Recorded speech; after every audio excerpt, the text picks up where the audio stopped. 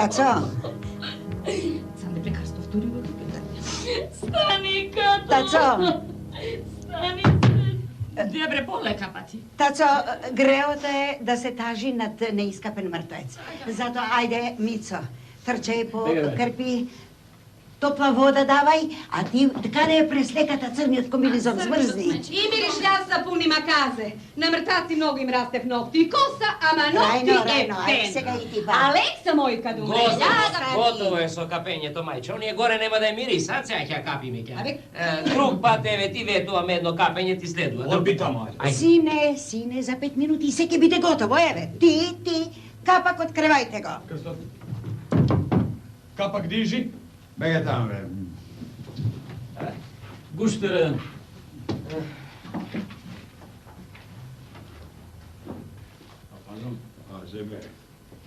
Ко? Моля бе! Отваре бе! Леликато! Моля бе! Отваре бе! Леле, сестро! Будало! Леликато, леле, А ти што се буташ? сестро моја! Зар ваква да те виде?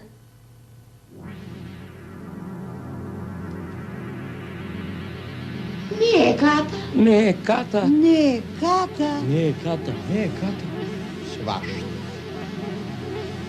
Не е ката. Не е ката.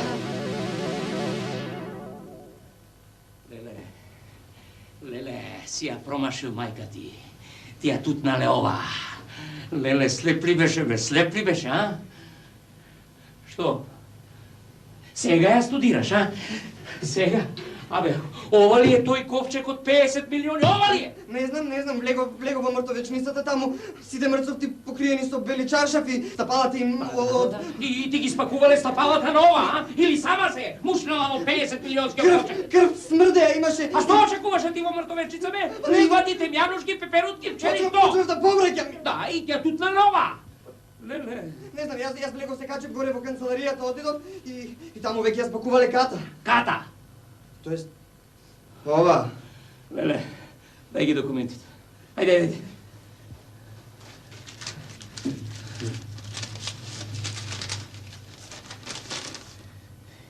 Катерина Стопаревска. Излези од актерскиот филм. Виновен или не е виновен? Како човек, прашувам. Тоа е тоа кој што отвори дилеми. Предпоставувам и на пробата, сакал не сакал ќе ги отвори дилемите. Да, бевме во различни... Исто Џамбазов, викам. Виновен или не е виновен? Не знам. Да, не знам јас. Не знам, ќе му се придружам на Игор. Не знам, се работи за тоа дали имаме основен сомнеж, дали е виновен или не. Но има неколку аспекти. Едниот аспект е дете, растено во таква средина и околности, со агресивен родител. Дали го направил чинот или не го направил, во суштина и не е важно. Има една жртва, има еден екзекутор. Дали е момчето или не, тоа никој не знае. Авторот не ни го нуди тоа, бидејќи авторот не нуди решение. Авторот нуди сугестии и различни опции и варијанти. Секој од поротниците има различни опции и варијанти. Важно е дали каков вид на аргументи има оној кој што убедува и против аргументи има оној кој што се слага или не се слага. Во трите верзии кои што се направени, трите големи, има и различни серии кои што се на истата тема. Трите големи варијанти, кога ќе кажам трите големи варијанти, нашата варијанта ја споменувам бидејќи е многу уникатна, единствена, специфична, македонска. Полна е со емоции, полна е со енергија и односите меѓу поротниците се автентично македонски. Успева затоа што Србиве пробуваат да вметнат, знаеш, кога ќе вметнеш политичка конотација помеѓу националности, не успева. Не знам, значи не сум гледал. Но америчката или американската верзија на филмот од 50-тите години момчето е мелес, хиспаноамериканец, црнец. Не е црнец, хиспано е, но е некој кој што е на маргините. Руската варијанта на Михалков е чеченец. Момчето е од Чеченија. Значи и двете се политички контексти. Ова во 50-тите години е во времето на големите радикални промени во Америка, правата на црнците или на малцинствата.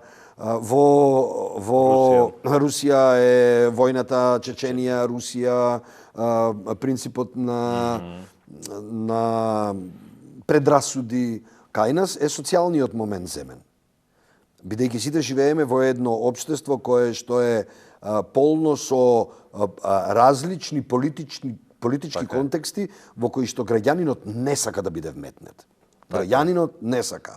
Политичките структури прават систем благодарение на големата слика и во малата слика политичките структури прават таков вид на тензија и агресија која што граѓаните не сакаат да ја конзумираат. Никому не е до омраза, никому не е до обвинување, никому не, но ставени сме во контекст на големи предрасуди.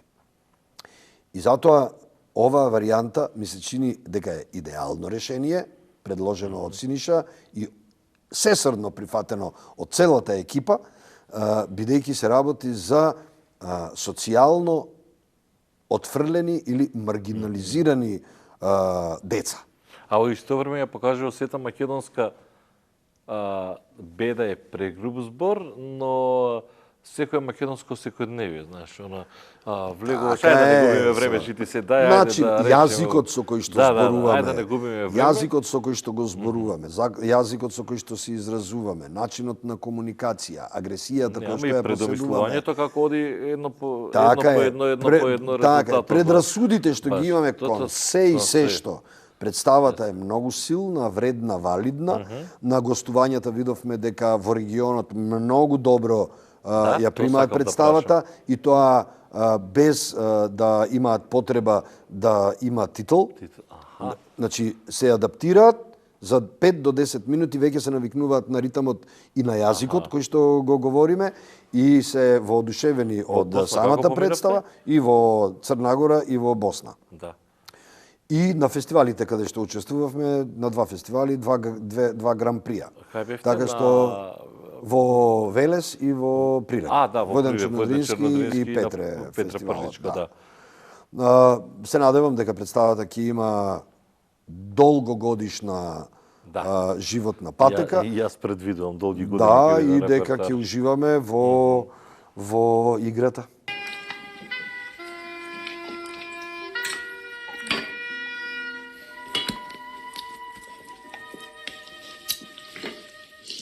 Ти бе посрано грзиште. Уште си мизриш, а? Мизриш по таа кебета како пичка под кошулја.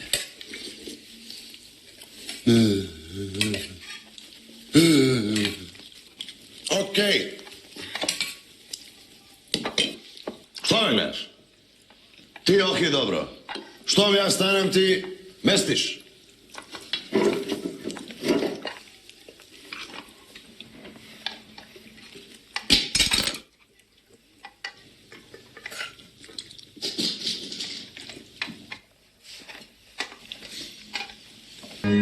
Конец! Музика!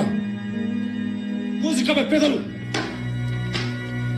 Maria meta chitrina, più naga pasca litera, più naga pasca litera, tonandra sui tongitona.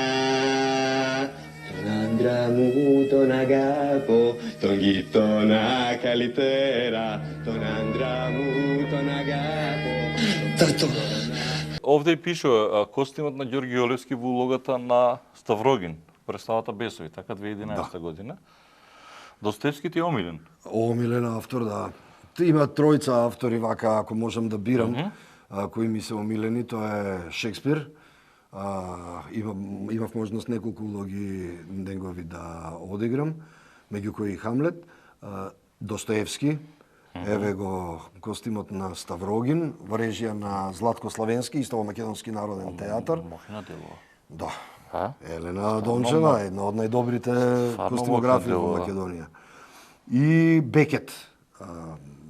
Сум имал можност да играм Естрагон во Чекајки го Годо, во режија на Љубиша Ѓоргиевски, а после 30 години го режирав и го играв Крап во последната лента на Крап.